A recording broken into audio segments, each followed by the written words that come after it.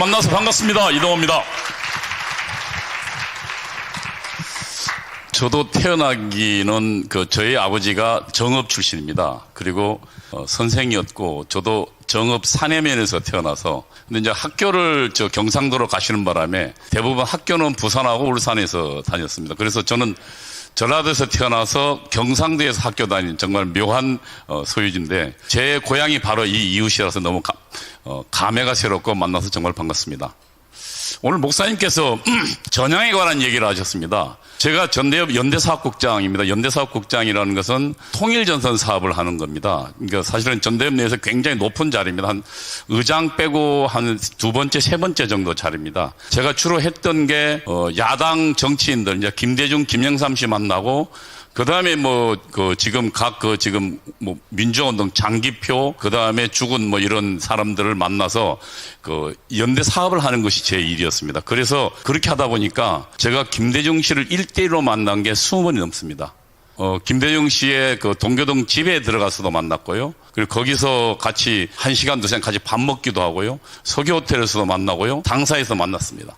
근데 제가 분명히 말씀드릴 게 있습니다. 제가 월간조선에도 이 이야기를 한 적이 있습니다. 공개적으로요. 김대중 씨는 저를 만날 때 당시에 북한의 지도부가 대남사업 지도부가 한국민족민주전선이라는 것입니다. 그것이 당시 주사파들의 지도부였습니다. 그 지도부가 당시에 구국의 소리 방송이라는 것을 통해서 구체적인 혁명론과 혁명론뿐만 아니라 구체적인 혁명의 전술과 구호까지 전부 지령했습니다. 그래서 연세대학교 내에서도 그 구국의 소리 방송을 청취팀이 있었습니다. 5개 팀이 24시간 청취했습니다. 그래서 그걸 전부 타이핑했습니다. 그리고 그 내용을 실행하려고 무지했었습니다. 근데 저는 김대중 씨가 20번 만났는데 김대중 씨 저보고 분명히 이렇게 이야기했습니다. 동지, 한민전이 이렇게 하지만 무슨 이야기냐면 한민전의 지령을 이해하고 있다는 얘기입니다. 한민전이 이렇게 이야기하는데 우리가 지금 거기까지 가면 국민들로부터 외면당하니까 절반만 나갑시다.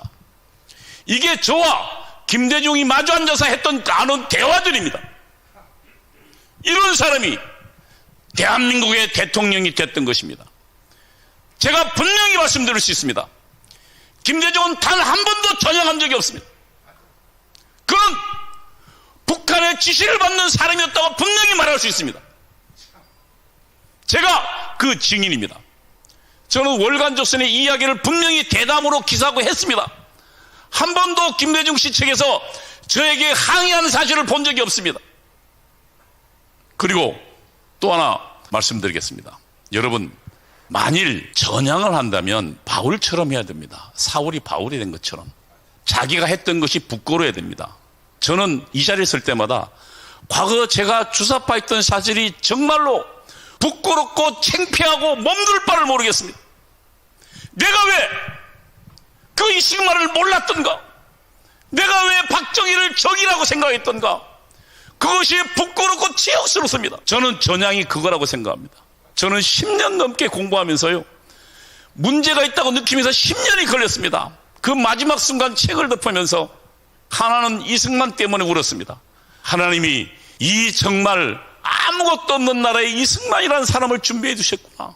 젊은 시절에 그를 사형장으로 몰면서 그 절체절명 순간에 하나님을 고백하게 하고 만나게 했던 그 이승만, 그가 우리 국민 전로가 아무도 모르던 자유와 민권 민주주의를 그를 통해서 이 대한민국에 심었던 것입니다. 그것이 고마웠고, 두 번째는 이 나라를 그 전쟁 통해서 구인했던 그 하나님의, 그리고 이 땅에 아무것도 모르는 이 땅에 왔던 선교사들 목숨 걸었던 그분들이 고마웠습니다. 그리고 다시 저를 보니까 제가 저주스러웠습니다. 저는 저의 과거의 잘못들을 여러분께 고백하는 것이 저의 책무라고 생각합니다. 이것이 전향이라고 생각합니다.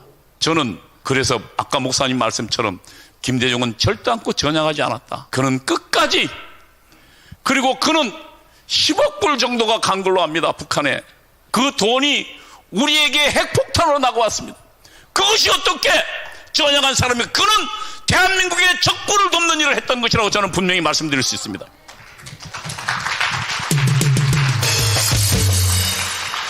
공산주의자들은 절대로 자기 입으로 자기 스스로 공산주의자느니라고 이야기하지 않습니다. 그들의 말의 의미를 찾아 들어가면 그들의 뜻을 바라볼 수 있습니다. 제가 어제 말씀드렸지만 공산주의자는 적어도 아로 단계 아니면 내가 주체사상 신봉자라고 밝히지 않습니다. 아로라고는 이석기가 있던 그 조직이 아로입니다. 그러니까 리볼루셔너리 오가니제이션, 혁명가 조직, 그리고 그 위에 최상층의 VO가 있습니다. 혁명정당. 이 두 단계들만 김일성 사상을 이야기합니다. 저는 제가 김일성 사상을 배웠습니다. 김일성 사상의 핵심은 딱 하나입니다. 그 수령이 나에게 가장 중요한 정치 사상적 생명을 주었다는 것입니다. 그리고 그 수령 덕분에 나는 영생한다는 것입니다. 여러분, 이것이 어떻게 기독교 유일신 하나님과 함께 갈 수 있습니까?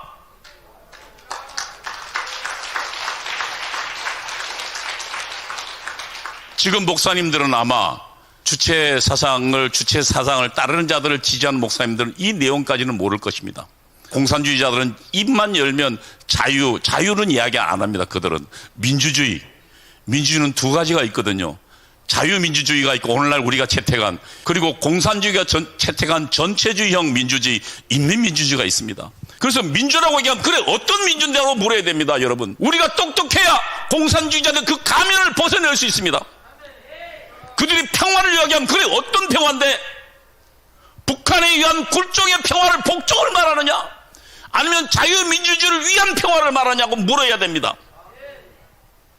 인권, 그래 어떤 인권인데 김일성 부자의 인권을 말하는 거냐?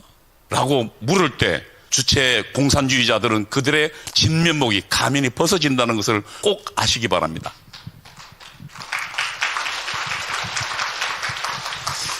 제가 배웠던 거라서 목사님이 오늘 그 농지기획에 이야기했는데 저도 좀 말씀드려보겠습니다. 아주 핵심은 이겁니다. 북한은 농지기획 했습니다. 우리 김학성 교수님 학자니까 좀 말을 어렵게 하셨습니다만, 북한은 그런데 농사 있는 것만 하지 그 농지를 가지고 내가 팔 수가 없습니다. 내가 힘들면, 내가 내 땅이 많으면 예를 들면 1000평이면 그 중에 한 200평 팔아서 자식 공부시킬 수도 있지 않습니까? 근데 못 팝니다. 왜냐하면 그 소유권이 북한에 있기 때문입니다. 그리고 매년 세는 30%씩 냈습니다. 그런데 대한민국의 이승만 박사에 의해서 분배받은 농지는 30%씩 5년만 내면 그 땅이 내 것이 됐고, 필요하면 내가 팔 수도 있었고 살 수도 있었습니다. 열심히 일하면요. 그래서 이것을 받은 농민들이, 그리고 농민의 자신들이 6.25 전쟁에 나갔던 것입니다. 나에게 받은 이 땅을 위해서, 내 피보다 소중한 이 땅을 위해서 6.25 전쟁에 나가서 농부의 자식과 농부의 그 아들들은 6.25 전쟁에 목숨 걸고 피를 흘렸던 것입니다. 그리고 공산주의자의 선동이 넘어가지 않았습니다. 대신 대한민국의 지주계급은 몰락했습니다. 아마 이 호남 지역에서 몰락한 지주계급 많습니다. 왜냐하면 증권을 받았는데 전쟁을 치르니까 쌀값은 확 올라가는데 증권은 전부 휴지 조각 됐습니다. 그래서 대한민국의 지주는 없어져 버리고 정말로 농민들이 잘 사는 나라가 되어버린 것입니다. 그 개혁을 이승만 박사가 했던 거예요.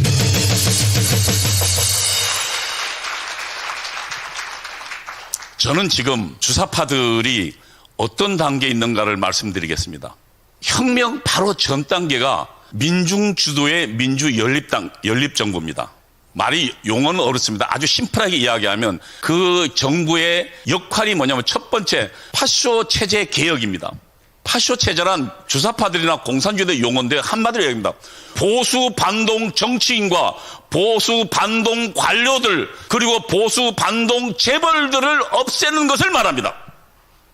여러분, 그것이 민중주도의 민주연립정부의 첫 번째 사명입니다. 여러분, 문재인 정부 들어서도 맨 처음 뭐 했습니까? 적폐청산했습니다.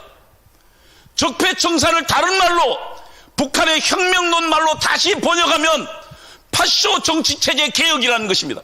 이것이 문재인 정부가 한 것입니다. 그에 따라서 대통령 2명 구속시켰고 고위관료 150명 감옥 보냈습니다. 그리고 지금 보수단체들 아주 피를 말렸습니다. 그리고 재벌 이재용, 그 다음에 롯데 모든 재벌들 다 감옥 갔다 왔습니다.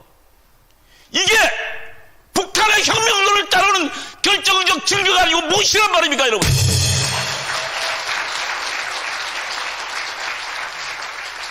다 다음으로 이들의 두 번째 임무가 있습니다. 이 정부에. 그게 사회정치 생활의 민주화. 여러분 말은 그럴듯합니다. 근데 그 내부의 구체적 내용을 봐야 됩니다. 국가보안법 폐지. 여러분 지금 국가보안법 있어도 없으나 마찬가지입니다. 위대한 수령을 위해서 충성한다고 해도 이제는 감옥에, 군대에서 해도 감옥 안 갑니다. 그리고 촛불 때 사회주의가 답이다라고 애들 고등학생 들고 나왔지 않습니까? 그 다음에 여러분 군대 내 마지막 남아있던 국가보안법을 지키는 조직이 있습니다. 그게 뭡니까? 국군 기무사입니다. 그거 문재인 정부 해체시켜버렸습니다. 검찰, 경찰 지금 전부 보안경찰들 다 없어졌습니다. 그리고 우리나라의 최고의 국정원은 지금 보안 수사권이 이미 없어졌습니다. 경찰로 가 있습니다. 누구 좋으라고?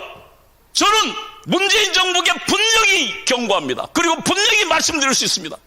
이 정부는 북한만 이롭게 했던 정부입니다.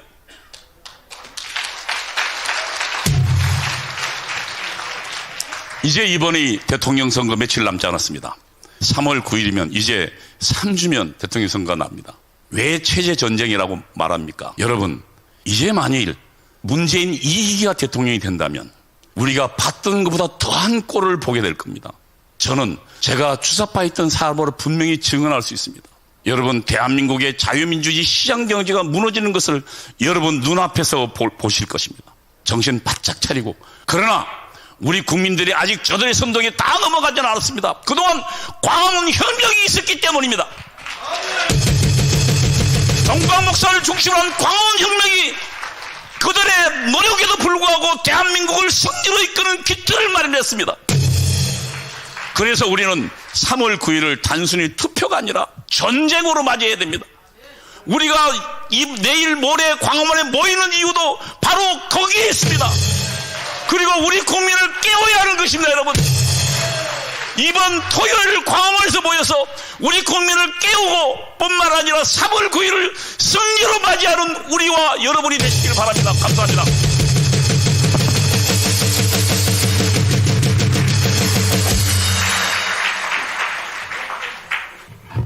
네, 열정적인 강의 대단히 감사합니다.